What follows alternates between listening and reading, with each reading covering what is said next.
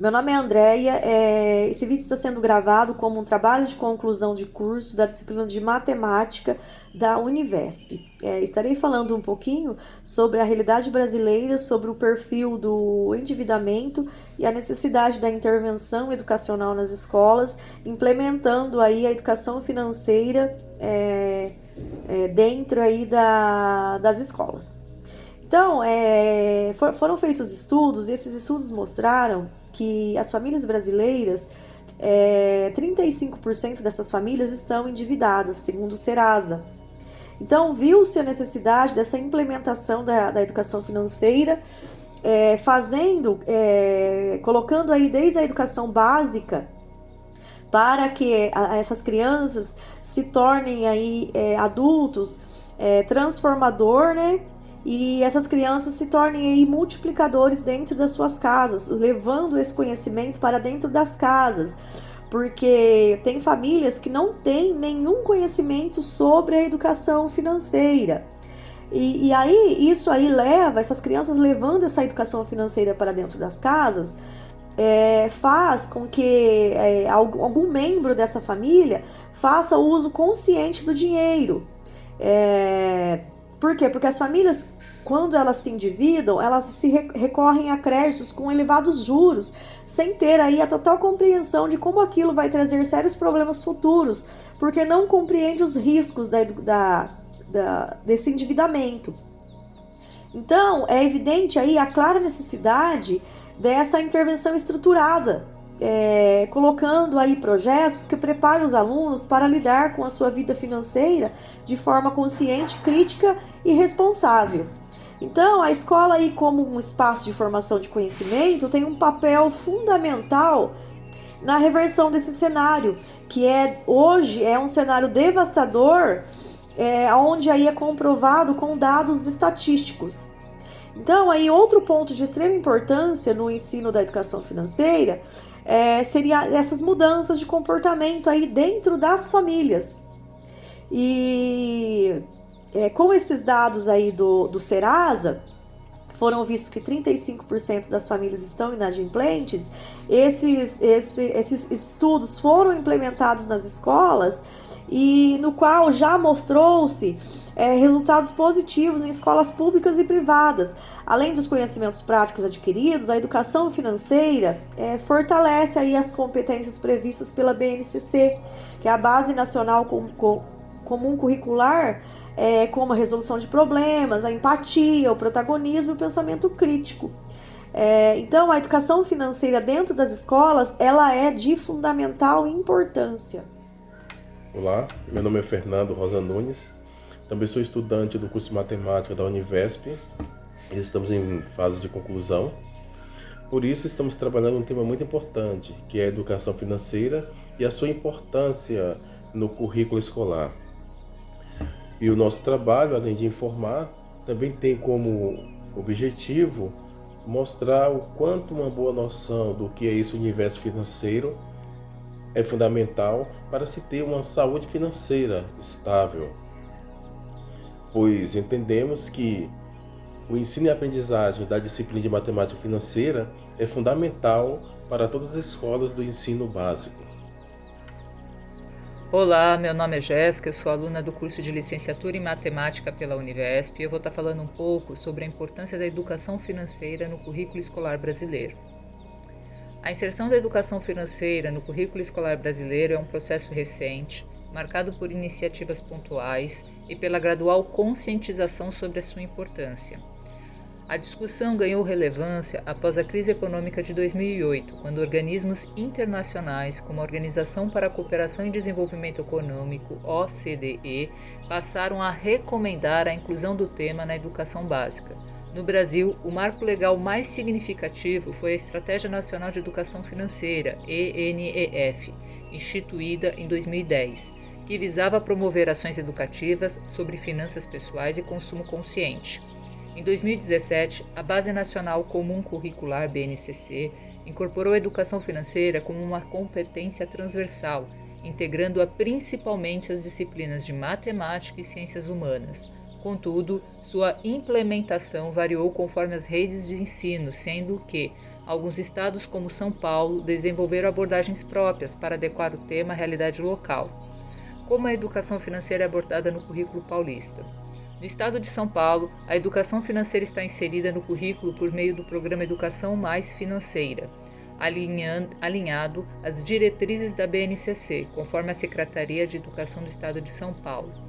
O tema é trabalhado de forma interdisciplinar, com ênfase em situações cotidianas que envolvem o planejamento orçamentário, poupança e investimentos básicos. A abordagem paulista prioriza o desenvolvimento de habilidades, como cálculo de juros, análise de riscos e tomada de decisões financeiras responsáveis. Os materiais didáticos distribuídos nas escolas estaduais utilizam exemplos práticos como simulação de compras a prazo e elaboração de planilhas de controle de gastos, visando a aplicação concreta dos conceitos. Desafios da educação financeira nas escolas. Apesar dos avanços, a implementação da educação financeira enfrenta obstáculos significativos. Um dos principais desafios é a falta de formação específica dos professores, que muitas vezes não recebem capacitação adequada para abordar o tema com profundidade. Além disso, há resistência por parte de alguns educadores, que consideram o conteúdo distante da realidade de alunos em situação de vulnerabilidade socioeconômica. Outro entrave é a carga horária limitada, que dificulta a abordagem transversal proposta pela BNCC. Muitas escolas acabam tratando a educação financeira de forma superficial, sem promover reflexões críticas sobre o consumo e o endividamento. A gente precisa entender que a educação financeira ela também é um ato político e que isso tem que ser revisto dentro do contexto crítico da escola. Olá, sou Juraci Gomes Santos, aluno do curso de Licenciatura em Matemática. Eu vou dar continuidade ao nosso TCC, fazendo um resumo da fundamentação teórica. A falta de educação financeira nas escolas brasileiras revela um sistema que não prepara os alunos para lidar com questões práticas da vida cotidiana. Apesar da crescente complexidade do mundo econômico e da inserção precoce dos jovens no consumo, os conteúdos escolares ainda são distantes da realidade dos estudantes. O endividamento dos jovens e famílias de baixa renda não ocorre apenas por escolhas ruins, mas muitas vezes pela falta de conhecimento sobre finanças. O uso inadequado de cartão de crédito, compras parceladas e empréstimos demonstra a urgência de incluir a educação financeira no ambiente escolar. A presença da educação financeira nas escolas pode trazer inúmeros benefícios, como o desenvolvimento do pensamento crítico, da autonomia, da responsabilidade no uso do dinheiro, especialmente quando o ensino é adaptado ao contexto dos alunos. Já existem projetos de lei que propõem torná-lo obrigatório, mas isso exige também mudanças estruturais, como capacitação de professores e produção de materiais didáticos adequados. Mais do que um conteúdo técnico, a educação financeira deve ser parte da formação ética e social, ajudando os estudantes a construírem uma relação mais consciente e responsável com o dinheiro, baseada em suas vivências e necessidades reais. Olá, bom dia a todos, sou o Luciano, estou aqui para apresentar a conclusão de curso de matemática. Vou falar hoje sobre inserir a disciplina de educação financeira e a sua relevância dentro do currículo escolar.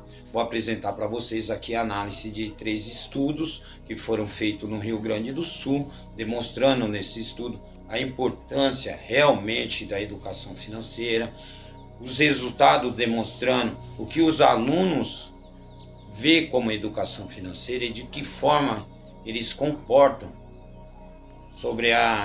tem a visão deles sobre a educação financeira no ambiente escolar. Vou falar de Basinelli, uma escola do Rio Grande do Sul, de início, é o primeiro estudo, que ela fez um estudo numa pesquisa qualitativa, ouvindo os alunos, o corpo docente, e chegou a um resultado, que a educação financeira é de extrema importância dentro da escola, desde o Fundo 1, Fundamental e Ensino Médio. Que cada cidadão, cada aluno, cada jovem que ele realmente aprende educação financeira como base, currículo escolar, futuramente ele vai ser um cidadão mais crítico. Um exemplo muito claro de um cidadão mais crítico. Muitas vezes ele precisa de um celular. Ele vai pensar 2 vezes antes de fazer a aquisição daquele celular. Será que eu necessito desse celular por necessidade? Será que eu necessito desse celular ou só por vaidade? Será que é justo eu pagar juros simples ou composto nesse celular só para mim ter um bem?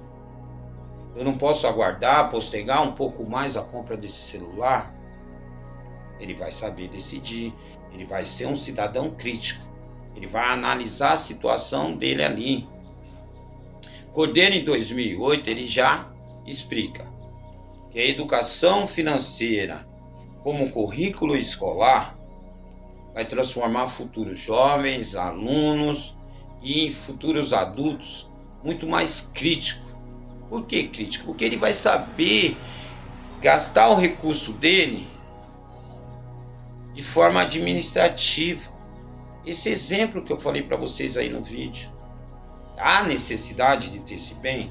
Vale a pena eu gastar pagando juros para ter esse bem? Ele vai saber a importância do dinheiro e a importância da aquisição que ele pretende fazer.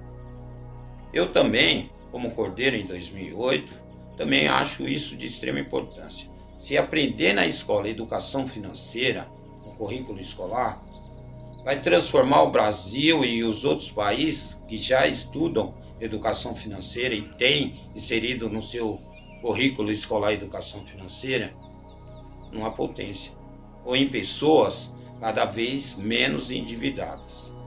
Tá bom? Um bom dia a todos.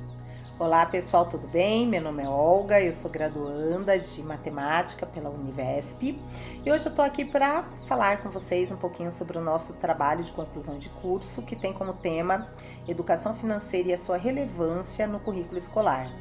Bom, nós sabemos que a educação financeira faz parte da história da humanidade desde a antiguidade. Então, as primeiras, movimentações que a gente pode considerar como movimentação financeira começou com os escambos, depois veio o surgimento das moedas de ouro, moeda de prata, depois o níquel. A partir dele as moedas elas passam a trazer os seus valores impressos, E também há uma contribuição aí muito grande com a história da humanidade, porque essas moedas elas acabam carregando as faces dos governantes da época, dos reis, das rainhas, dos monumentos históricos. E aí a gente também chega ao papel moeda, que é de fato dinheiro impresso. É onde entram os governantes, para trazerem para si essa responsabilidade de controle na tentativa de evitar fraudes, trazer maior segurança através dos bancos centrais. Então hoje é muito comum, por exemplo, o Banco Central do Brasil, ele é o responsável pela emissão da nossa moeda, que é o real, E aí a gente percebe que através dessa história, o quanto que é importante nós termos dentro das escolas esta formação, A educação formal, ela traz aí essa possibilidade de educação financeira aqui no Brasil desde a década de 50, 60, quando dentro do currículo de matemática já haviam algumas indicações de compra, de venda, de juros. Então a gente vai vendo que a partir dessa inserção lá na década de 1950, 1960, nós temos uma movimentação, com indicação para que a educação financeira se transformasse, em um componente curricular. E o que acontece? Através de projetos, através de indicação em projeto, a gente vai acompanhando aí historicamente essa movimentação até a atualidade, aonde é possível observar que em vários estados do Brasil já se tem, currículo, o componente curricular de educação financeira já é ofertado dentro das escolas. E é engraçado que assim, o Brasil ele faz parte de vários tratados. E são esses tratados internacionais, e essas medidas nacionais que fortalecem a presença e a importância da educação financeira dentro do ambiente escolar. Qual o objetivo disso? É uma situação de ganha-ganha. Ganha o indivíduo que vai aprender ali a gestar, a conhecer, né, para gestar melhor as suas finanças, e ganha a sociedade brasileira. Por quê? Porque fortalece a economia com cada vez menos, né, cidadãos endividados.